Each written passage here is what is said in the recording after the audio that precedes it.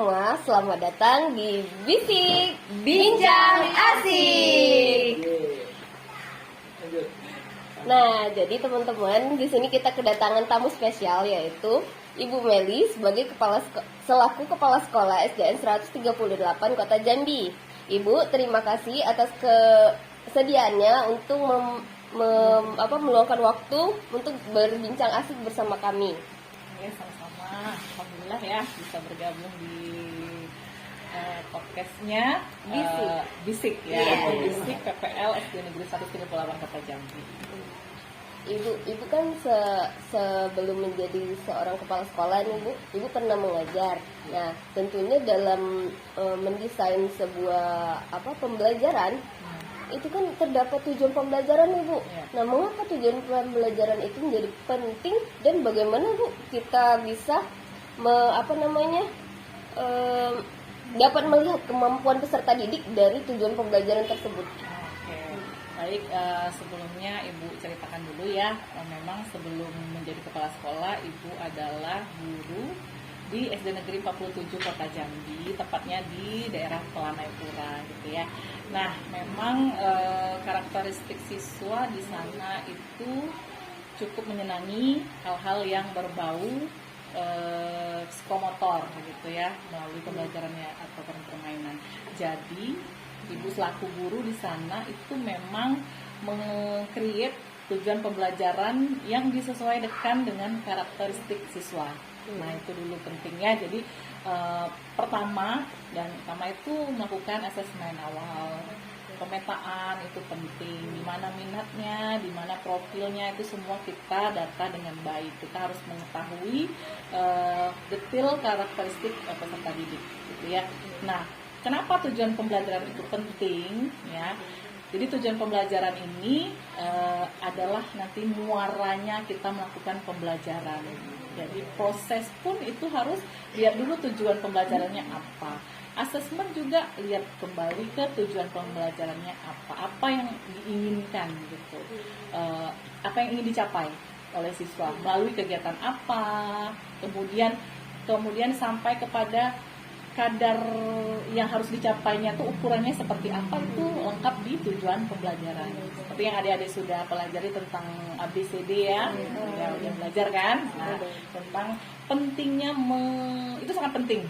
Kalau Ibu juga melihat rencana pembelajaran yang dibuat oleh Bapak Ibu guru di sini, nah, yang awal sekali dilihat itu adalah tujuan pembelajaran, bukan canggihnya model, bukan canggihnya asesmen, tetapi lihat dulu apa yang mau dicapai oleh siswa. Nah, apa yang akan dipelajari itu semuanya terangkum di tujuan pembelajaran. Jadi sangat penting untuk kita memahami terlebih dulu tujuan pembelajaran apa, karena tujuan pembelajaran kan turunannya dari capaian pembelajaran atau kompetensi dasar yang ingin dicapai oleh siswa. Kan sekarang lagi gembar-gembornya tentang literasi Bu. Ya. Nah, boleh minta contoh nggak Bu mengenai tujuan pembelajaran tapi ke arah literasi? Ya, ke arah literasi ya. Tujuan pembelajaran yang Ibu pernah create itu sepertinya bisa dimasukkan kategori literasi gitu ya. Jadi pernah macam-macam sih yang Ibu ingat ya. Itu misalnya pernah Ibu ceritakan juga soal diagram Venn, menggunakan diagram Venn sebagai media gitu untuk siswa itu bisa membandingkan dua hal, mencari persamaan dan mencari perbedaan gitu. Bisa dicapai dengan diagram Venn. Kan bagian dari numerasi tuh, misalnya disajikan dua teks. Ya, misalnya teks tentang rumah adat di Provinsi Sumatera Selatan. Disajikan rumah adat dari Provinsi Jambi. Kemudian peserta didik diminta untuk sama-sama mengidentifikasi mana yang termasuk persamaan, mulai dari bentuk atapnya, bentuk lantai, dinding, ukirannya, nah mana persamaan, mana perbedaan. Di situ antusias siswa. Jadi kita juga bisa melihat minat gitu. Nah, bisa dikombinasikan juga itu diagram Venn tadi melalui permainan ataupun bisa sampai ke kompetisi. Nah, itu kan semua jadi bisa menarik minat ya, permainan dibentuk seperti tim dulu anak-anak, pendekatannya tim dulu, tim dibagi kelompok sih sebetulnya ya. Nah, sebetulnya pembagian kelompok, tapi kita sebutnya tim. Nah, terus kita kasih tahu nih, penting untuk memberitahu rubrik kepada anak-anak. Rubrik penilaian itu penting, supaya anak-anak tuh tahu mana yang mau dia capai, kategori apa yang mau dia pilih, 4K, 3, 2, 1. Nah, kita harus kasih tahu dalam permainan tersebut. Anak-anak kalau mau poinnya 4, anak-anak harus mencapai kategori, misalnya ada elemen yang harus disebutkan di pertanyaan itu, di persamaan atau perbedaan itu, misalnya minimal 5 gitu. Kan kita udah tahu nih, ada misalnya 7 atau 5 persamaan atau 5 perbedaan gitu. Nah, kita udah tahu maksimalnya berapa. Nah, kalau anak-anak ingin, kita paparkan, anak-anak kalau timnya ingin dapat 4, harus dapat elemen persamaan atau perbedaannya 5 gitu. Dengan kompetisi ya, kompetisi, kemudian dengan permainan, teamwork gitu ya, itu anak-anak lebih tertarik gitu ya. Jadi di samping dia juga belajar literasi, tapi juga dia senang ke rumah dan mudah-mudahan ingat. Ya, ingatnya lama. Berarti dari rubrik tadi kita sudah ada kriterianya Bu ya. Kita harus sebutkan kepada anak-anak, kita sampaikan. Harus ada rule of the game juga. Harus ada aturan mainnya gitu kan. Jadi tidak asal ini, karena itu harus kita create. Makanya kita itu memang perancang gitu ya. Nah, kita ini guru sebagai perancang, kita pikirkan apa yang ingin kita capai, justru modifikasi gitu. Jadi memang dituntut kreativitas. Nah, kreativitas tidak harus sama dengan orang yang punya, tapi kita bisa modifikasi. Kita boleh kok meniru, tapi amati, tiru, modifikasi.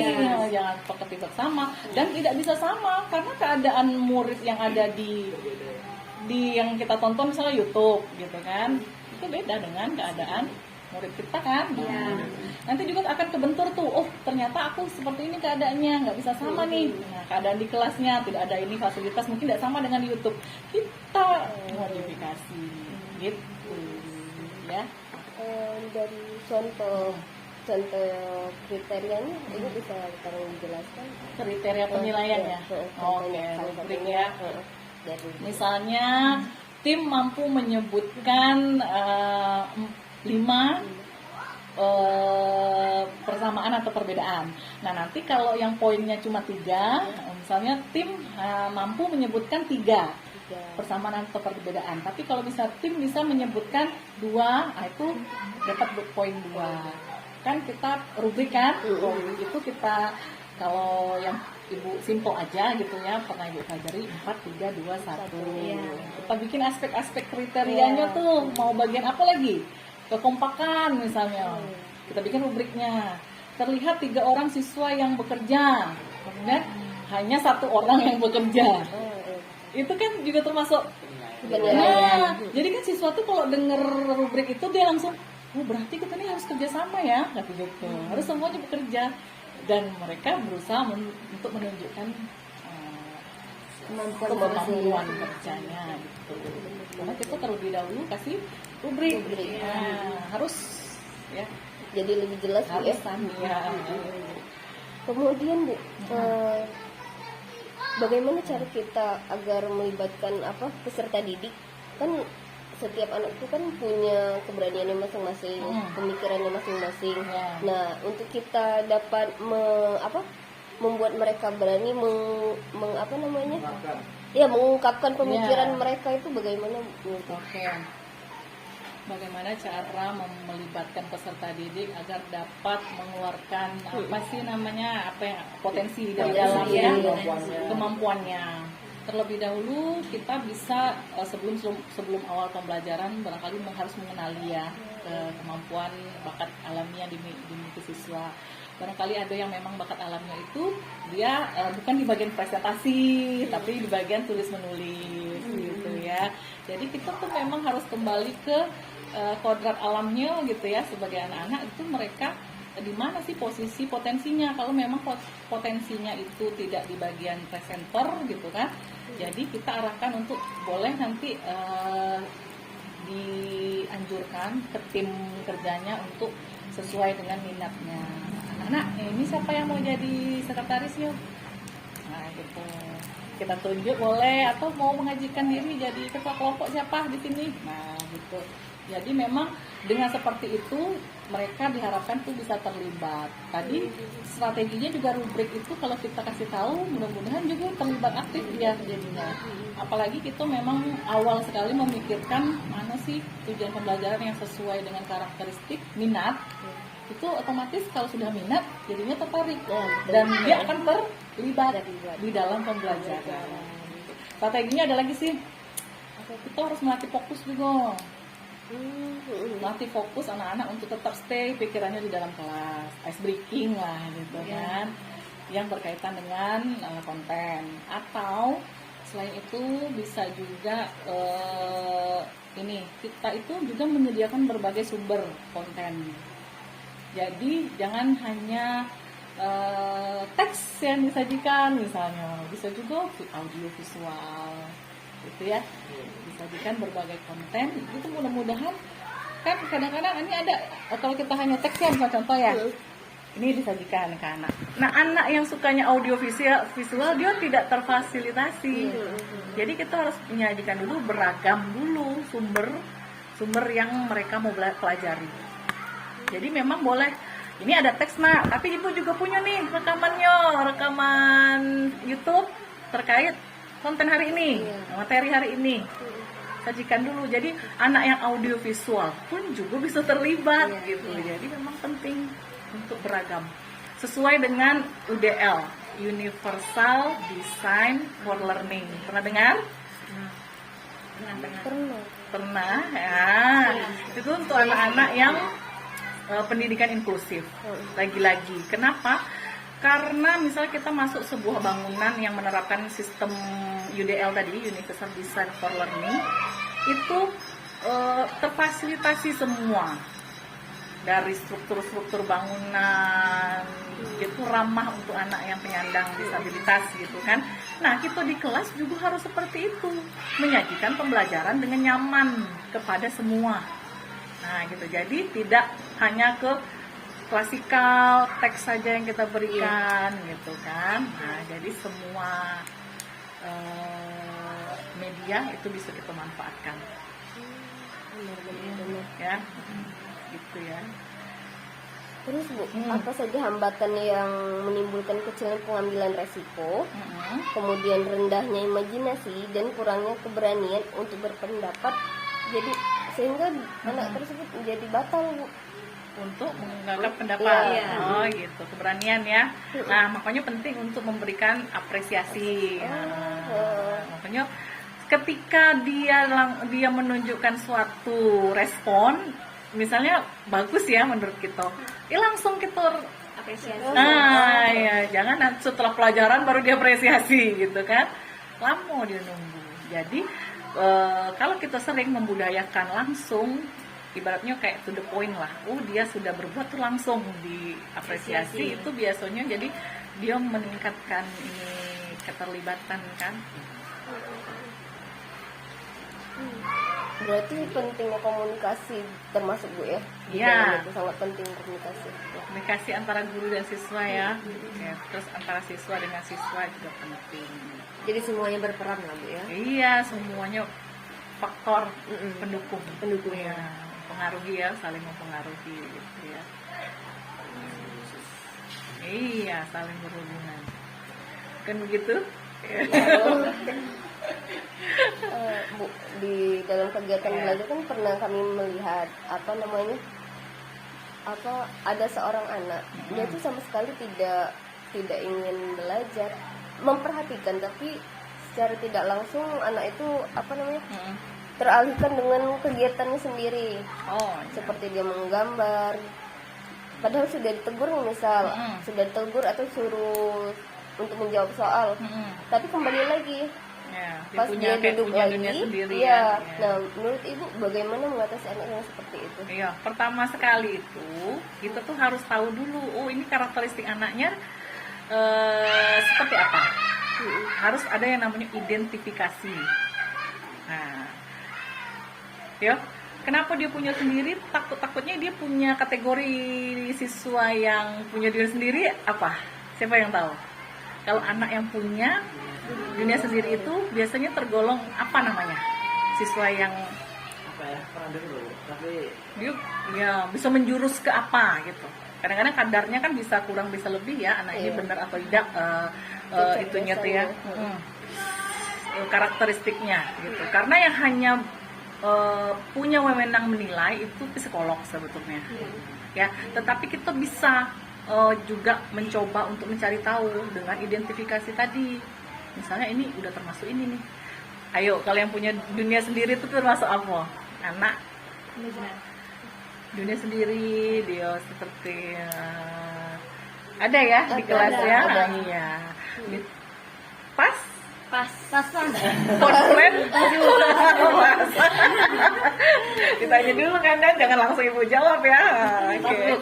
Pas ya, yakin nih karena belum makan mungkin ya. Itu bisa jadi. Bisa jadi. Temen Apa? menurut saya Bu ya, kalau anak yang punya dunia sendiri itu namanya autisme. Iya, betul. Tepuk tangan untuk Dani. Iya, autis. Ya. Autis. Makanya tuh pernah denger, karena dia tuh terlalu ini nggak sih Bu, pintar jadinya asik sama Ada dirinya yang sendiri. low, Iya. tapi ada yang Iya. ada yang high juga. Dan kita tuh mencoba untuk menemukan potensi lain. Nah, gitu. Jadi ketika kita sudah ketemu dengan anak yang seperti itu, kalau menurut teorinya kita tuh memang harus identifikasi sampai pas kita ini diagnosanya ini, gitu kan. Autis ini, apa yang harus kita lakukan untuk anak yang autis? Apa yang bisa kita lakukan? Karena dia tidak bisa klasikal, dia sama dengan teman lain, itu jangan sekali dilakukan. Karena anak itu tidak sama kan. Coba kalau kita samakan dengan baik, itu dia jatuhnya terus di bawah. Ya kan, kita memandang ini anaknya tidak aktif, ini padahal dia punya potensi ketika kita memberikan apa? Kalau bantuan bahasa lainnya apa dalam pembelajaran? Ya. bantuan. Ayo, konfren lagi. S. Ayo dan bener 3 kali dapat Support. piring cantik. Iya, support. support iya, ada bahasa itunya yang lain. Bantuan. Bahasa Inggris sih. Ayo. Help. Ayo. Enabler. Awalnya S. Iya, awalnya S. Akhirnya ing. Iya. Istilah loh ini, tapi itu istilah yang harus kita sudah familiar sebetulnya. Harus kita sebagai calon guru tuh sudah harusnya, oh ini tuh ini ya, oh kita tuh harus bisa gini ya gitu. Pas. Pas kayaknya nih. Pas. Pas. Ini pas belum? Ini dipaksa kayaknya pas. Oh S. Namanya ini. S. Supporting. Oh, supporting, scaffolding. Oh iya. Sesimpel itu ya. Keren kan? Bantuan. Bantuan, Nah, ya. itu harus kita bantu anak yang seperti itu. Gitu. Kecuali kalau dia sudah mampu nih, kita kasih apa namanya instruksi, udah langsung kerja itu anak itu jangan terlalu dideketin terus, dia udah bisa mandiri. Nah, tapi kalau anak yang ini yang dia punya dunia sendiri, kita tentunya sudah asesmen awal dulu gitu. Oh ini anaknya harus begini, ini tuh kita udah tahu langkahnya gitu. Gitu ya jawabannya ya untuk anak yang autis tadi, karena pasti akan ketemu banyak beragam di kelas.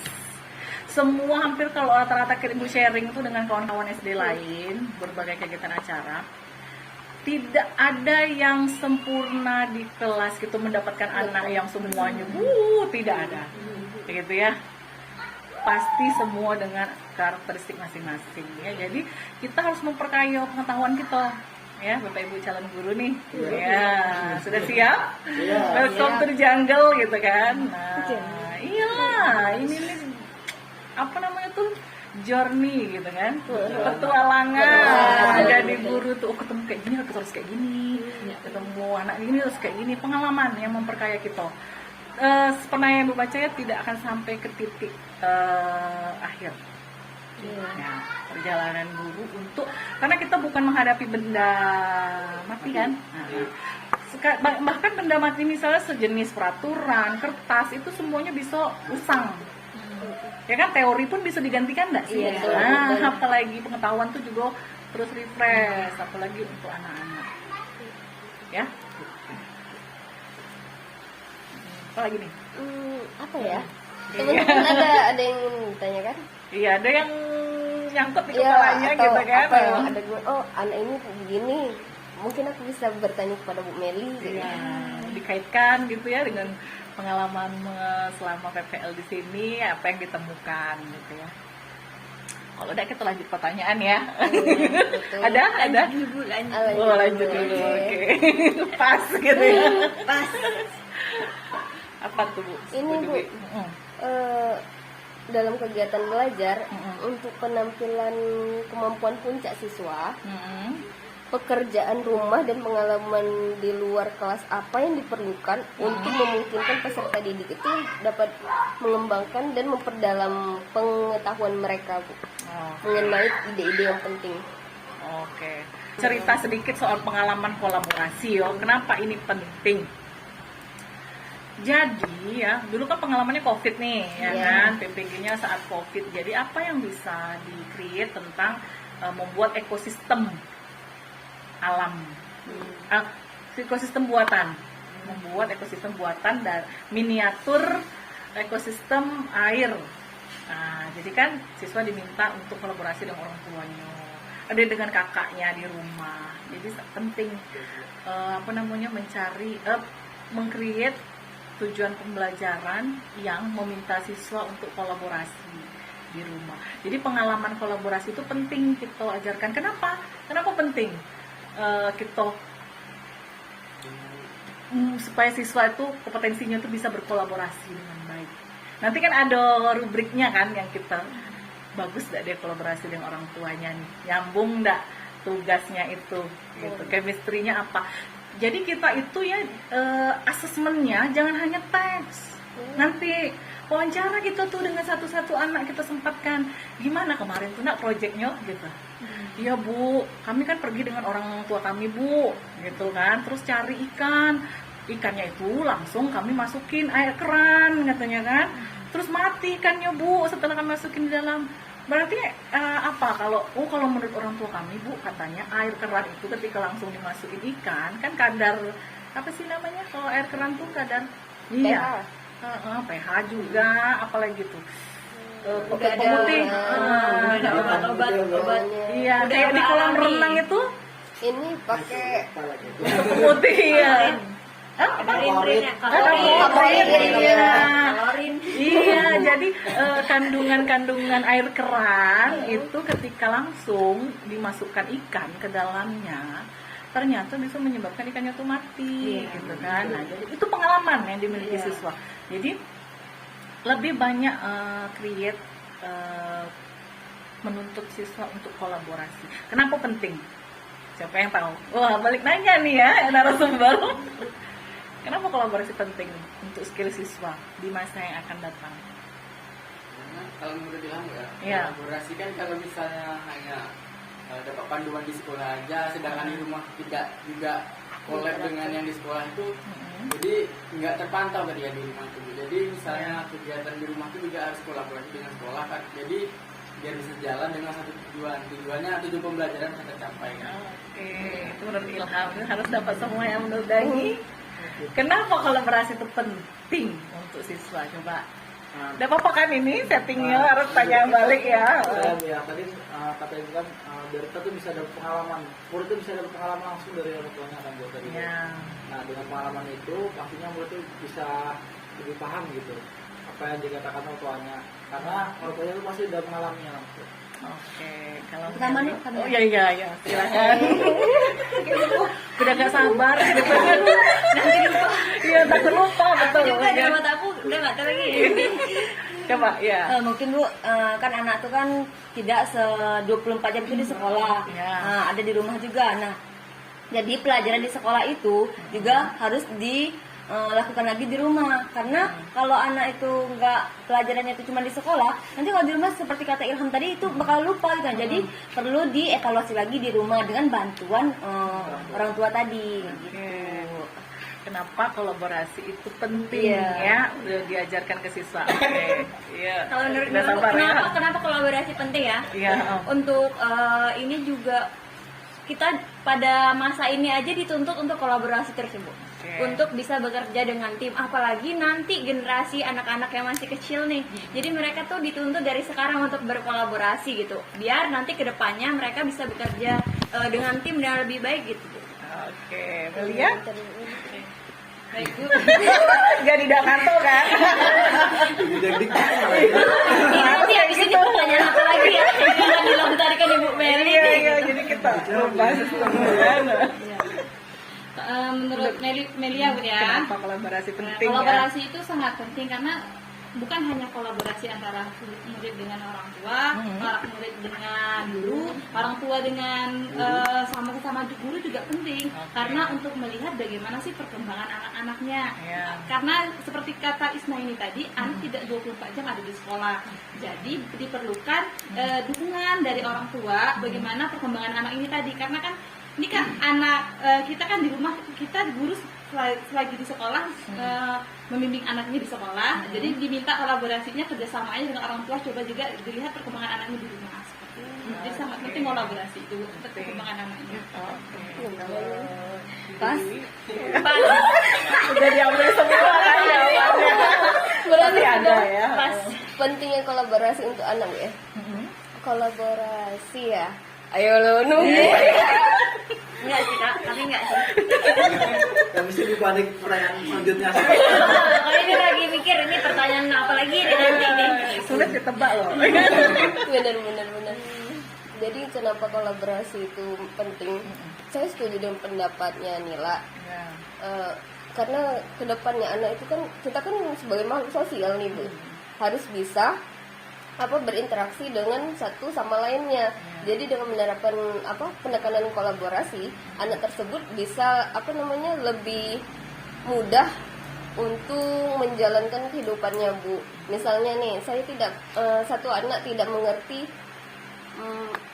materi matematika misal, dia bisa berani untuk berkomunikasi dengan temannya yang paham akan matematika. Nah, jadi dengan mereka yang, dan tentunya anak yang satu ini karena dia juga paham mengenai dia paham interaksi itu penting.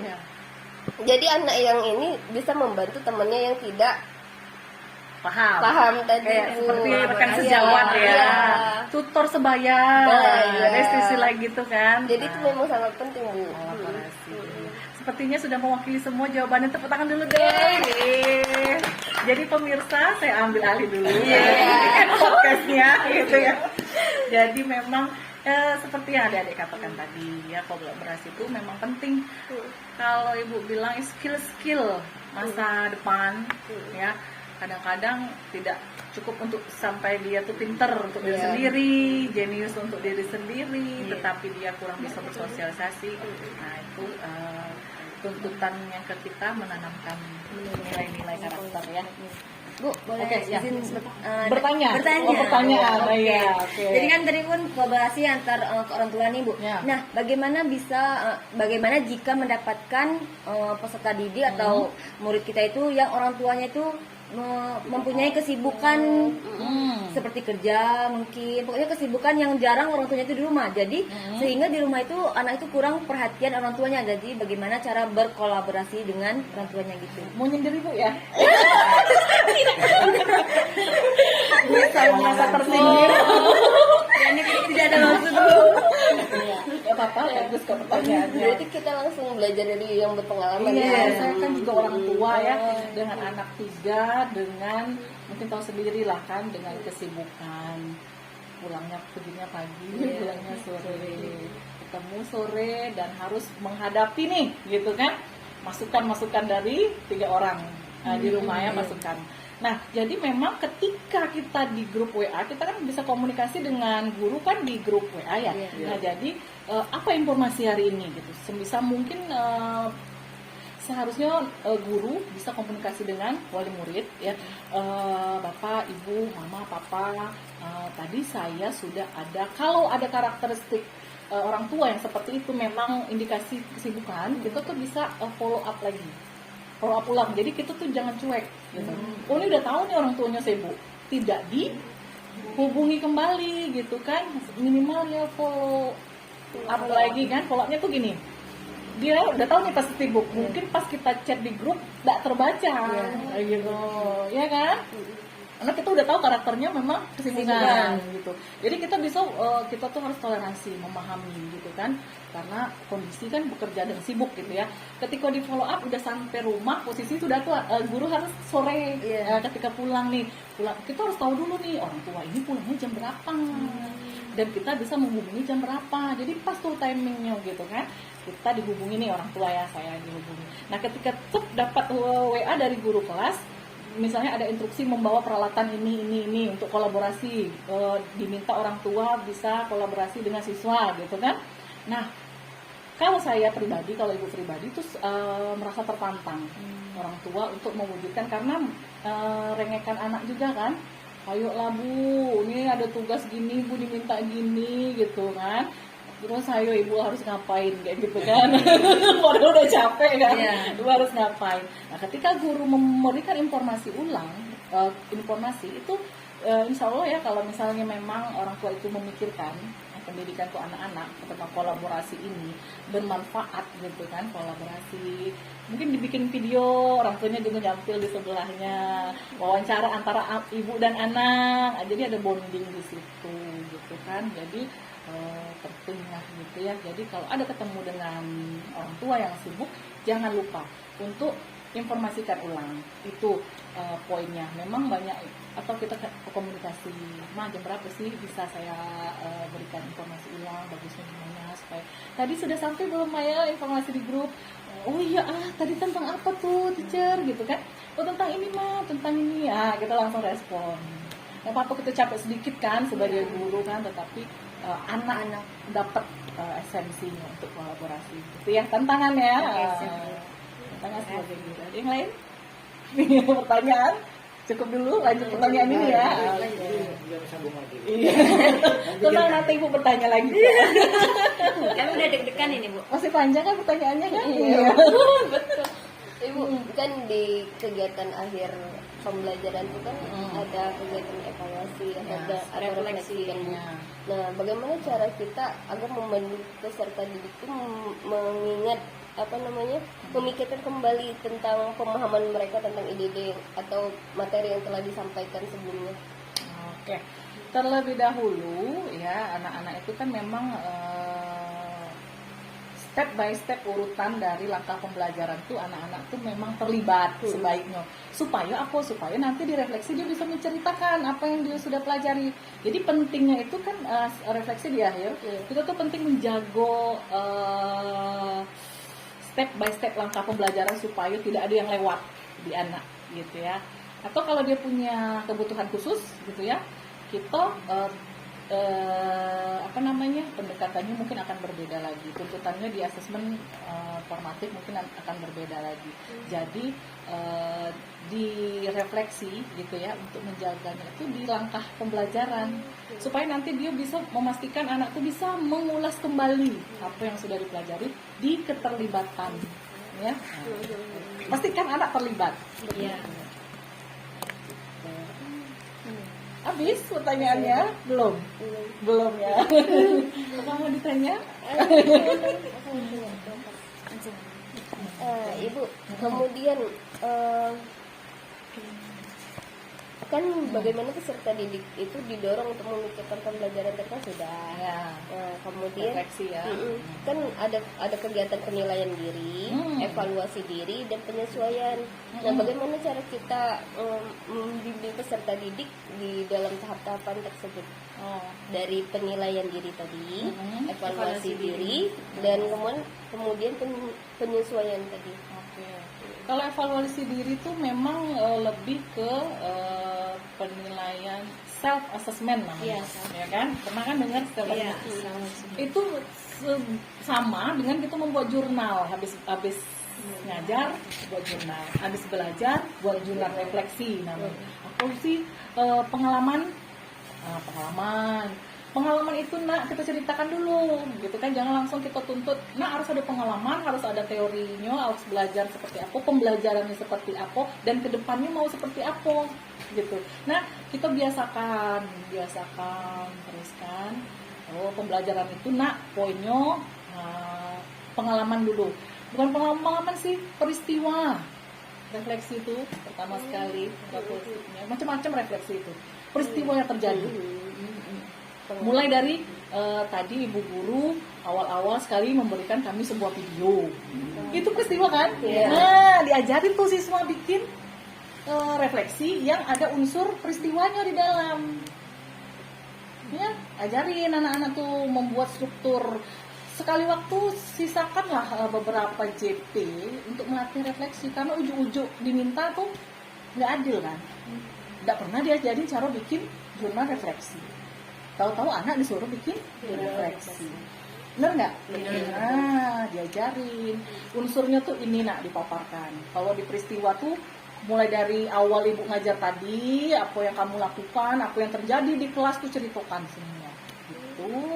Nah, pengalaman, pembelajaran sih bisa. Pembelajaran, tindak lanjut, rencana tindak lanjut. Nah, selanjutnya ke depan mau gimana lagi nak sudah dapat materi ini. Nah, saya tertarik Bu dengan materi ini. Terus besok kami mau bikin ekosistem air yang lebih besar Bu rencananya gitu kan. Pasti kita akan dapat tuh sedikit ide rencana tindak lanjut ke depan anak gitu. Itu harus ada dalam refleksi ya.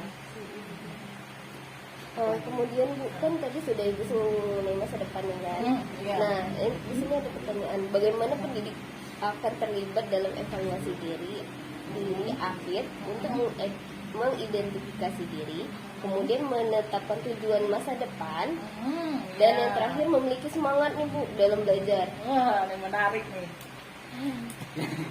Itu karena kuncinya adalah apa yang menjadi kekuatan dan kelemahan dari diri dari seorang siswa. Kita harus bisa menyadarkan ini kekuatannya apa, kamu ini kuatnya di sini, kamu bagus di sini gitu kan. Tapi kamu memang punya kelemahan di sini ya gitu. Sampai kalau yang universal design of for learning itu sampai kita tuh tidak menuntut dia sama dengan yang lain, bahkan kita bisa merancang pembelajaran tuh, meng-create-nya tuh sesuai dengan yang dia butuhkan gitu kan. Nanti ibu kasih contoh ada aja ya. Jadi kalau ibu bayangkan, ibu ceritakan, takutnya abstraknya kan gitu kan, kamu udah terbayang gitu. Nanti setelah lihat, terus tidak lihat desainnya, oh ternyata anak yang jenisnya autis ini itu ada penyesuaian, betul deh. Waduh, bagus tanya ini ya. Ternyata tadi ada evaluasi, self assessment sampai ke penyesuaian. Nah, kita tuh jangan asing, jangan alergi dengan kata penyesuaian. Disesuaikan gitu. Kalau anak ini kita sesuaikan gini gitu, jangan saklek gitu kan, apa sih kaku. Nah, kadang kan guru tuh saklek terus gini duduknya, Tegang, nggak boleh ribut. Padahal mungkin sedang ribut tuh dia sedang berlatih mengekspresikan diri gitu kan. Kita tuh kadang suka terjebak dengan praktik-praktik yang apa sih, kolonial. Kita sekarang kan harus merdeka kan. Praktik-praktik kolonial dalam pembelajaran, siswa dituntut harus ini, ya, seperti tidak merdeka gitu kan, dijajah gitu ya. Oke. Nah, kemudian Ibu, peserta didik, bagaimana peserta didik akan dibantu untuk melihat dari apa yang mereka pelajari dan apa yang mereka butuhkan untuk penyempurnaan lebih lanjut. Kan tadi sudah tahu nih tentang diri mereka, kekurangan dan kelebihan. Nah, bagaimana caranya agar kita tuh bisa menyempurnakannya lebih lanjut? Oke, sebenarnya berarti itu wawancara lah, tanya jawab dengan anak. Kamu sebetulnya pengen ibu tuh ngasih materi yang seperti apa? itu berarti kita tanya kebutuhan dia kan. Ibu kami kalau dikasih teks kayak gini Bu, udah bisa kami bacanya. Itu ya itu terjadi dengan anak ibu, gitu kan. Untungnya ibu pernah dipanggil ke sekolah. Jadi gurunya bilang gini, Bu, nilai anak ibu segini. Jadi dalam hati ibu karena ibu sudah kok ke saya ya, oke lah ya, oke mungkin dalam pemantauan pegang HP di rumah itu saya. Wajar saya dipanggil kan, gitu kan. Tapi kalau untuk anak paham apa yang dipelajarkan sampai misalnya pelajaran apa ya, sampai pernah dalam posisi misalnya dia dapat nilai itu 20 dari 100 ya. Nah, terus seharusnya yang bertanya itu tidak selalu ke orang tua. Karena kita kan suka gini, aduh anaknya dapat nilai rendah. Kita telepon orang tuanya, Bu, gimana Bu, di rumah ada dibimbing belajar enggak? Kita tidak pernah guru tuh bertanya ke diri kita. Kita sudah ngajarin apa? Kita sudah paham dah anak ini kriterianya kayak mana gitu. Kembalikan pertanyaan itu ke kita. Gitu. Refleksinya sekarang udah seperti itu, adik-adik. Guru tuh sudah dituntut untuk membuat refleksi. Kalau dia eksternal itu poinnya rendah. Menyalahkan orang tua. Menyalahkan sarana prasarana. Nah, bilang kelemahannya sarana prasarana di tempat kami itu internetnya kurang, gini. Itu eksternal, di luar. Tapi coba internal. Kita kurang di mana sih kita nih sebagai guru gitu kan? Nah, kita udah kekuatan kita apa sih? Gitu. Saya di TIK kuat. Tapi kok di manajemen kelas, aduh, kayaknya masih suara masih belum pas gitu. Pernah nggak kita kembali ke gitu ya? Makanya penyesuaian tadi, penyesuaian penting, tanya ke siswa. Nah, apa sih yang pengen dari ibu? Ibu nggak bisa ngajarin apa supaya kamu ngerti gitu? Bertanya ya. Berarti dari penyesuaian tadi kita sudah tahu Bu, harus ada penyesuaian ya. bagaimana tindak selanjutnya Bu ya. Ya. Nah, menurut Ibu, Nanti tolong diingatkan ibu ya materi-materi sedikit. Maksudnya jangan penuh di kepala kalian kan, karena mungkin materi PPG kan ada juga. Tetapi yang ditanyakan ini kalau ini menjurus ke LMS itu tuh udah kayak mana nyerempet tuh Dek. Yang kamu belajar dengan yang sekarang ibu sedang pelajari. Penyesuaian, kata-kata penyesuaian, akomodasi, penilaian diri, siswa, refleksi siswa itu dituntut. Kata penyesuaian loh. Ibu inget soalnya kan, sedang dipelajari itu masih kebuka LMS-nya kan. Oke. kan sudah dapat nih tadi informasi dari anak-anak tadi entah dari gaya belajar dan lain-lainnya tadi Bu.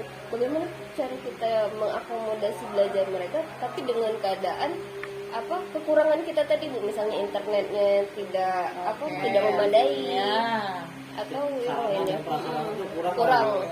Boleh balik bertanya kan? Mungkin pengalaman adik-adik belum banyak ya, belum sepenuhnya. Tetapi nih, kalau ternyata adik-adik nanti di dalam kondisi yang sarana prasarana mungkin internet kurang, infokus juga ini, coba gimana strateginya gitu supaya tetap tujuan pembelajaran tercapai.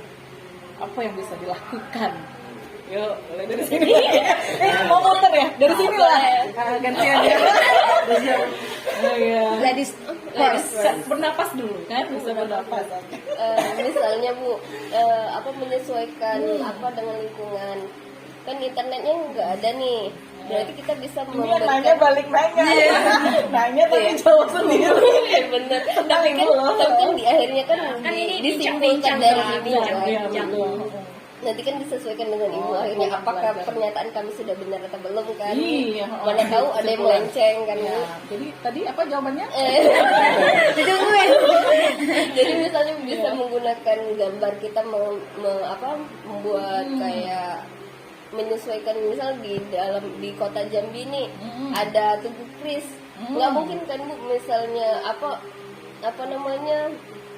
tubuhnya dibawa ke sekolah itu terlalu besar. Nah itu bisa kita tampilkan di dalam gambar atau kita mengajak study tour anak ke tempat tersebut atau ke museum kayak gitu Bu. Kalau internetnya tidak memadai Cukup? Cukup. Oke, terima kasih. Lanjut. Kesini ya, muter ya. Aduh. Mungkin jawabannya bakal mirip-mirip ya, Bu. Mirip Soalnya ya. ini juga Atau ada yang lain lah. soalnya ini juga materi yang kami pelajari pernah menyangkut tentang lingkungan kan. Misalnya kami pernah belajar tentang studi kasus ya, Bu. Misalnya di sekolah yang tempatnya tuh nggak lebih ke misalnya 3T. di dataran tinggi gitu, Bu. Kalau dataran tinggi kan jarang kan, Bu, ada apa namanya kayak bangunan-bangunan tinggi itu. Nah, itu di apa tuh namanya disesuaikan aja dengan lingkungan. Misalnya Iya. bisa mengenalkan lebih ke tempat-tempat yang ada di sana. Misalnya kalau di misalnya luar negeri kayak Dubai lah gitu. Nah, itu kan yang terkenal misalnya tempat wisatanya ada bangunan pencakar langit dan lain-lain gitu ya, Bu.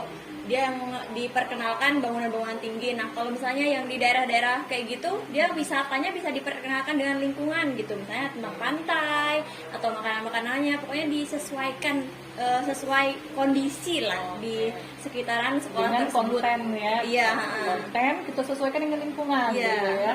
Kalau tadi materinya tentang daerah pariwisata. Iya. Tapi bisa juga kok misalnya materinya yang lain, misalnya nih. Misalnya apa yang Misalnya lain? ke IPAS, Bu. Misalnya ke misalnya IPAS. nih tentang IPAS harus menyajikan video nih, infokusnya Iya. lampu mati misalnya. Nah, iya gitu. Nah, kita bisa Internet pakai Anda pakai apa? ke lingkungan sekitar bisa juga. gitu. Misalnya kita lagi bahas tentang Danau. Batu. ya yang jauh-jauh yang kayak misalnya Iya. Kita harus apa yang bisa kita hadirkan? bisa, Bu, yang IPAS kemarin dari modulnya Ibu Indri yang udah kalian pelajarin, dia misalnya menampilkan video nih tentang benda padat, benda cair gitu. Misalnya harus menampilkan video tapi infokusnya nggak ada ya.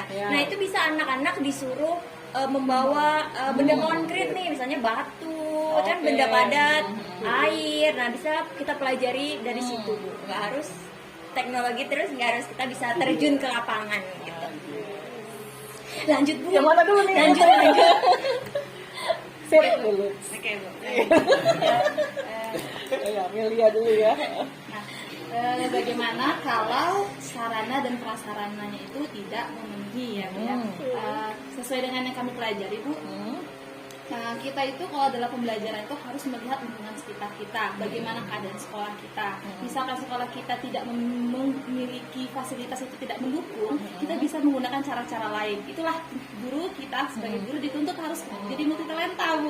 Bisa kita gunakan kalau misalkan bisa seperti kata Nila menggunakan benda konkret, karena kan anak-anak pasti terbiasa dengan lingkungan dia, misalkan benda-bendanya ataupun apa yang terjadi di lingkungannya bisa kita alihkan ke sana, Bu. Jadi tidak harus menggunakan teknologi gitu, bisa Kalau menggunakan IPAS ya, IPAS, lingkungan boleh belajar. IPAS. Kalau materinya bahasa coba. Kalau misalkan materinya ya, Tahu bahasa Inggris ya, Bu? Mau intimidasi deh. Keluarga negaraan lah nanti. Siapin lah. Aku udah siapin. Siapin materinya. Ayo lo. Tapi bahasa Inggris ya. Agama. bahasa misalnya bahasa anak-anak diminta buat karangan terkait lingkungan sekitar dia. Apakah lingkunganku, misalkan bersihnya lingkunganku, misalkan itu kita bisa juga kan lihat dari ke dalam kehidupan sekitar dia, sehari-hari dia. Atau dia bisa membaca puisi, kan tidak harus pakai infokus semua gitu. Jadi harus melihat lingkungannya, ketersediaan sumber sarana dan prasarananya, seperti itu. Siapa dulu? Cuk, ini dulu. Ayo. Ladies first tadi. Menang. Ya. Cowok ganteng cowok lah. Iya, cowok biar asik. Ini tadi requestannya Bu ya, pelajaran Ya PKN. Kalau kita kurang saprasnya gimana nih? sarana kurang. Nah, bisa juga ada pembelajaran itu kita bisa pakai media pembelajaran dulu. Oke. Nah, media pembelajaran itu contohnya kayak rumah tangga nih. Kita bisa buat rumah tangga sendiri kan, Bu? Nah, dalam itu kita bisa kasih soal di dalam rumah tangganya itu. Jadi nggak melulu tentang kayak teknologi gitu. Oke. Permainan tradisional rumah tangga dikaitkan dengan materi PKN. Bisa kan? Bisa. Iya, mau duluan nggak apa ya, ladies first. Maka harus spektakuler jawabannya untuk Boleh pilih nonton apa saja. Mungkin di sini kami ngambil mapel PKN Bu ya, contoh ya PKN. Jadi kan kekurangan sarana dan prasarana nih Bu.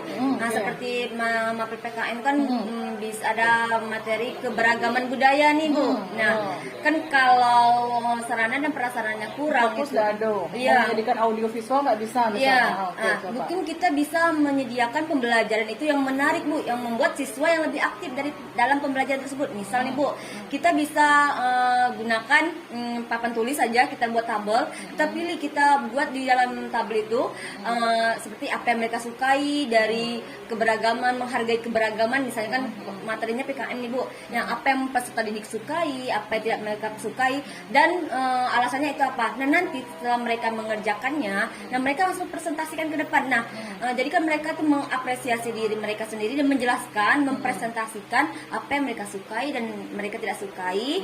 Nah dengan cara bagaimana menghargai keberagaman itu. Jadi tidak hanya guru yang berpartisipasi dalam pembelajaran, tetapi peserta didik juga sangat berpartisipasi dalam itu. Jadi menarik lah. Jadi nggak mesti terkait sarana dan prasarana. Itu terlibat aktif jadinya, Terlibat ya, aktif dalam biar pembelajaran. karena kan peserta didik itu Bu kadang di kelas itu membosankan, kadang ngantuk, kadang apa. Jadi kita buat peserta didik itu yang aktif gitu. Kita sebagai guru itu jadi apa namanya? Jadi Fasilitator. Iya, Ya. itu jadi fasilitatornya. Mungkin tambahan lagi Tambah sama dari Ilham. harus spektakuler ya. Misalnya nih Bu ya, pakai sini B nih Bu, kelas 1 nih kan Bu. Ya, dapat, oke. Misalnya kan karena tidak tersupport dengan fasilitas yang ada, Ya, internet guru bisa memberikan pembelajaran di mana membangun imajinasi dari anaknya itu sendiri Bu. Jadi mereka kan tidak harus ditetapkan harus menggambar gunung atau rumah gitu kan. Mereka bisa secara bebas mengeluarkan imajinasinya, kan lebih menarik tuh Bu. Mereka lebih tertarik ke arah misalnya ke otomotif atau ke pemandangan, atau mereka yang hatinya lemah lembut itu biasanya ke bunga-bunga gitu kan Bu. Jadi kita juga bisa mengasesmen gaya belajar mereka. Ternyata mereka tuh bisa mengeluarkan isi dari imajinasi mereka ke arah yang misalnya kinestetik itu mereka tertarik dengan benda-benda yang bergerak, mereka akan menggambar mobil gitu. Jadi bisa dengan media-media lagi Bu. Iya, Menyelam sambil minum air kan. Iya. Kitanya itu tujuan pembelajarannya dapat, gaya belajarnya juga kita bisa Fasilitasi, tahu kan. mereka apa gitu. Iya. Jadi udah dirangkum ya tadi, luar biasa jawabannya ya ampun. Terima kasih. Tepuk tangan dulu. Jadi kan secara langsung ini terlibat kan wawancaranya kan, sama kita membuat siswa tuh terlibat gitu ya. Jadi jangan hanya kita tuh terus ibu aja yang mengeluarkan ini, kamunya diem dengar. Tertantang kan muter otaknya kan, terus sekarang aduh keringetan aku jadi gitu ya. Nah, kalau ibu gitu, kalau ibu juga kalau ketika jadinya terlibat, kita ditanya dan kita mengeluarkan itu jadi antusias kan. Nah, itu. Terus tadi juga banyak yang bagus-bagus jawabannya, jadi saling belajar ya.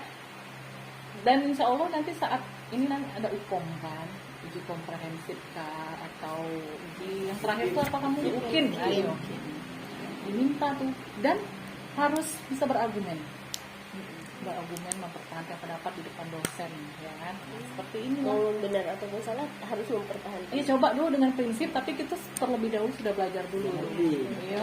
Kalau ngerti Jangan tiba-tiba ngotot, Iya. tiba-tiba ngotot aja. Saya bener gitu pokoknya. Iya gitu, tapi udah bagus-bagus sih jawabannya ya, luar biasa. Nggak nyangka juga ibu. Waduh. Tapi juga nggak nyangka Bu. Nggak nyangka ditanya ya. Azan kita jeda dulu Ya, ya. ya. Bu, kembali lagi karena tadi azan kan Bu ya. Iya. Nih, pengalaman belajar apa yang menurut Ibu paling baik sehingga dapat mengembangkan dan memperdalam pemahaman peserta didik, dan bagaimana cara Ibu meminimalkan kemungkinan kesalahan antara Ibu sebagai guru dan peserta didik itu sendiri agar tidak menjadi miskonsepsi Bu. Oh iya, itu yang penting tuh ya, konsepsi sama pengalaman apa yang pernah yang terbaik untuk pemahaman, Iya. ya kan? Ibu kan udah banyak pengalaman Bu Iya. ya daripada kami. Jadi kalau memahamkan siswa itu intinya pengalaman yang paling terbaik itu dengan permainan, game, kemudian ini eksperimen. Uji eksperimen. Eksperimen. Kalau pembelajaran kita hanya menyajikan video audio visual tanpa bereksperimen, tanpa siswa terlibat membuat sendiri proyeknya, itu mustahil jadi pengalaman yang bermakna dan bisa menggali pemahaman siswa, itu mustahil. Ya, jadi yang terbaik itu adalah bagaimana siswa terlibat aktif dalam pembelajaran, terus dia merasa senang, dan tanda kuncinya gini, Bu, besok kita belajarnya kayak gini lagi dah. Nah, itu kata kunci itu. Menarik. Bu, besok belajarnya kayak gini lagi ya, Bu. Nah, itu kalau anak sudah ngomong seperti itu, indikasi dia senang. Kalau senang, pasti akan terlibat aktif ke depannya dan pasti akan insya Allah paham. Dan sampai ke asesmen lah dia formatifnya kan nanti bisa dia. Buktinya ya kalau anak ibu gitu, ternyata yang tadi tuh anak ibu kan kandung ya, dia teks ini sulit ya, kalau disajikan teks pemahaman sulit ya, tapi ketika diminta eksperimen di labor IPA, bayangkan yang dipanggil orang tuanya nih ibu kan, tapi ternyata suka di sains percobaan, campur ini mencampur ini, dan akhirnya ditanya tuh dalam asesmennya, ketika ini apakah yang dihasilkan urutannya gitu kan, bisa dia menjawab dapat 60. Ibu tepuk tangan di rumah, wah dari 20 dapat 60 bang, hebat. Iya. Berarti abang menyimak. Iyalah Bu, kan percobaan katanya, abang suka tuh kalau masuk labor katanya kan, bayangkan gitu ya. Mudah-mudahan bisa meningkat ya kan. Sama yang jelas saya ibu merasa dia punya kebutuhan khusus sih kalau anak itu ya, kebutuhan khususnya berarti dia mungkin membaca teks tuh dia kok lari-lari tulisan ini, termasuk disleksia level mana gitu kan. Nah, jadi harus itu mikir, harus ada indikasi kemana anak, kemudian anak asesmen apa yang cocok. Jadi jangan salah. Kalau ukur miskonsepsi, nah bisa kita kuatkan di penguatan akhir, itu penting. Jadi kan kadang-kadang anak bisa melenceng dari apa yang kita harapkan tuh jawabannya gitu kan. Tapi jangan kita bunuh kreativitasnya. Bagus kamu gitu jawabannya, tetapi mungkin lebih baik dan sempurna ketika ini ditambahkan. Kasih penguatan, iya. Umpan baliknya positif. Nah, gimana tuh? Ya, nanti dipelajari ya. Kita di next pertemuan. Umpan balik positif tuh yang seperti apa sih? Ya penting supaya tidak miskonsepsi tidak terjadi, tetapi tidak membunuh daya dia udah mengeluarkan idenya, tetapi kok disalahin ibu ya gitu kan. Hati-hati. Jadi mereka takutnya besok tidak berani lagi mengeluarkan pendapat gitu ya. Berarti harus pintar-pintar milih kata Bu ya. Oh iya betul. Gimana tuh, jangan juga terjebak di pujian. Tetap kritis untuk bisa memperbaiki gitu kan, mana yang menjadi salah paham tadi supaya tidak terjadi miskonsepsi. Tadi setelah miskonsepsi apa ya? Ini pertanyaan terakhir. Memang belum ya. Bagaimana mengatur dan mengurutkan pengajaran dan pembelajaran untuk memaksimalkan keterlibatan dan efektivitas? Oke. Syaratnya pertama siswa itu menyimak dulu, melalui stimulus yang diberikan. Stimulus awal itu penting, ya. Jangan langsung belajar. Ayo kita asesmen gitu kan, nggak mungkin kan. Nah, tetap langkah pertamanya itu adalah stimulus yang diberikan. Persepsi boleh, gitu ya langkahnya. Mengingat kembali pembelajaran yang kemarin. Stimulus itu diberikan berupa macam-macam, bisa kontennya ada grafik, gambar, pertanyaan pemantik ya. Penting ya. Sudah stimulus, kasih pertanyaan pemantik. Nah, oke, sudah sampai situ baru kita masuk ke langkah-langkah model pembelajaran gitu ya. Mengorganisir PBL, project gitu ya. Kemudian langkah keterlibatan itu yang pertama kan menyimak, pastikan. Yang kedua itu siswa terlibat di dalam kegiatan diskusi atau di kegiatan pembelajaran itu terlibat aktif gitu ya.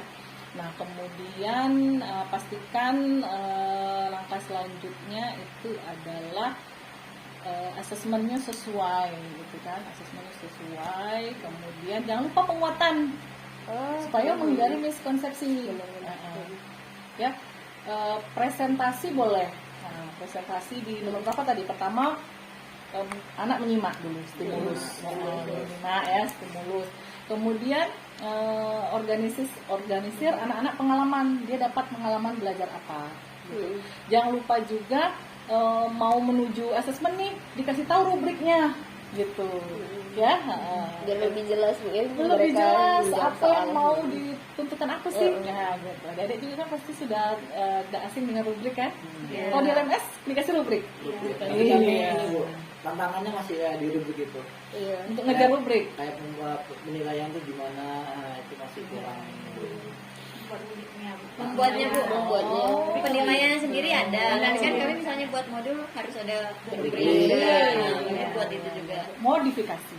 Iya, Iya, modifikasi. modifikasi. Elemen apa yang mau, aspek kriteria apa yang mau, terus kalau 4 ya kriterianya berapa menurun gitu kan, sampai 4, 3, 2, 1. Insya Allah mudah sih kalau dikerjakan. Kadang-kadang kita gini ya, tips nih dari Ibu ya. Boleh. Dan Alhamdulillah. Ya, tipsnya, kadang-kadang kita memandang sesuatu tuh selalu sulit nih kayaknya. Nah, tapi setelah dikerjakan kita amazing tuh gitu kan, ternyata mudah ya. Nah, gitu. Jadi gitu ya. Kadang-kadang mudah itu, ini sudah deadline, keburu-buru, ya kan? Ternyata cuma kita kerjain dari 2 hari yang lalu, pertama dikasih. Nah, 2 hari yang kemarin tuh kita pikir sulit, gitu kan? Nah, ya, jadi tuh kalau bahasanya tuh langsung dikerjakan, do it lagi gitu kan, langsung kerjakan. Gitu. Dicoba trial and error gitu. Coba salah gitu kan, nggak apa gitu. Daripada kita menyesali ternyata ini mudah, tahu-tahu deadline-nya udah lewat gitu. Pernah mungkin dalam kondisi itu kan ada. Kalau Ibu tipsnya gitu, ternyata kita jangan rubah mindset. Apa ini? Ada kata-katanya bagus. Impossible is nothing. Nah, tidak ada yang tidak mungkin. In the world.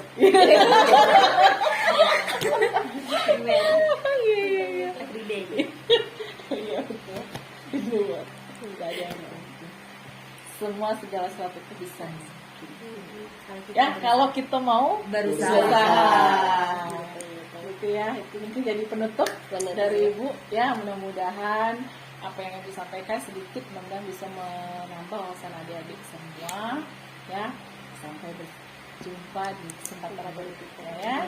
Bisik-bisik part 2. Iya, betul. Ya, ini part 2 ya? Ini part Ini 1. part Satu. Iya. Satu masih ya. Iya. Siap-siap viral ya. Kami nih nerima endorse guys. Iya. Ibu Iya. Jangan lupa subscribe and comment. betul. Dan share dan like. Baik. Gitu. Mudah-mudahan adik-adik semangat terus ya. Iya. Luar biasa dalam menempuh langkah-langkahnya PPG. Mudah-mudahan sukses selalu, sehat selalu. Amin. Walaupun sudah sore, ya lelah, ya tapi komplek ya. Oke. Terima kasih Bu Dwi ya. Terima kasih Ibu atas kesempatannya mau berbagi ilmu, memberikan waktu luang untuk kami, serta memberikan informasi yang sangat penting untuk kami sebagai rujukan kami menjadi seorang calon guru yang baik untuk di masa depan Ibu. Nah, baik teman-teman, sekian kegiatan bisik pada hari ini. Selanjutnya kita akan bertemu lagi. Dadah.